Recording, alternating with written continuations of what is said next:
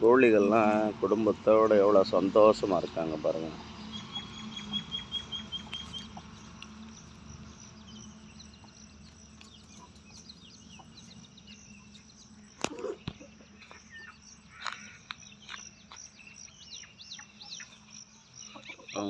பெருசாக வளர்ந்தோன்னா தனியாக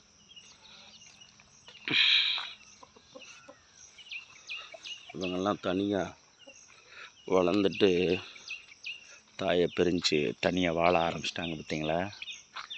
அதாங்க சேவல் வாழ்க்கை. கோழி வாழ்க்கை நிறையா கற்றுக் கொடுக்குங்க நமக்கு. சின்ன குஞ்சாக இருக்கும்போது கூடயே தெரியும், கற்றுக்க வச்சுக்கணும். புழு பூச்சியை பிடிக்கிறது எப்படி, அதுவாக மண்ணை தோண்டிக்கிட்டே இருக்கும். புழுவை குத்தி சாப்பிட்ற மாதிரியான கொத்தாது.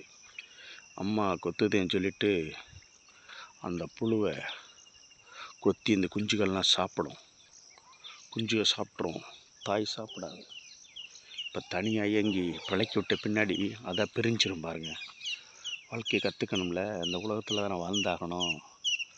அது மாதிரி தாங்க இங்கே பாருங்கள். இது கொஞ்சம் பெருசானோன்னு இது ஒற்றுமையாக ஓடுதுங்களா. இது கொஞ்சம் பெரிய ஆளுன்னா தனியாக பிரிஞ்சிடும் எல்லாம். அப்புறம் தனியாக குஞ்சு பொறிச்சு முட்டையிட்டு தனி வாழ்க்கை அது கற்றுக் கொடுக்குங்க.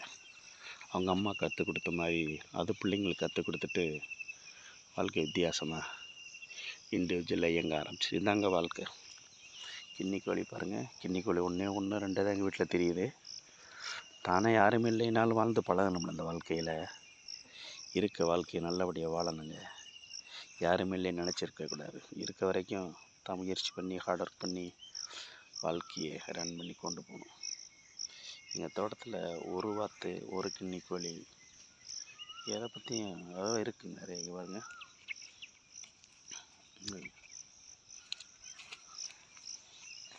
பார்த்தீங்களா, எல்லாம் சேர்ந்து வாழ்ந்து பழக ஆரம்பிச்சிருச்சுங்க.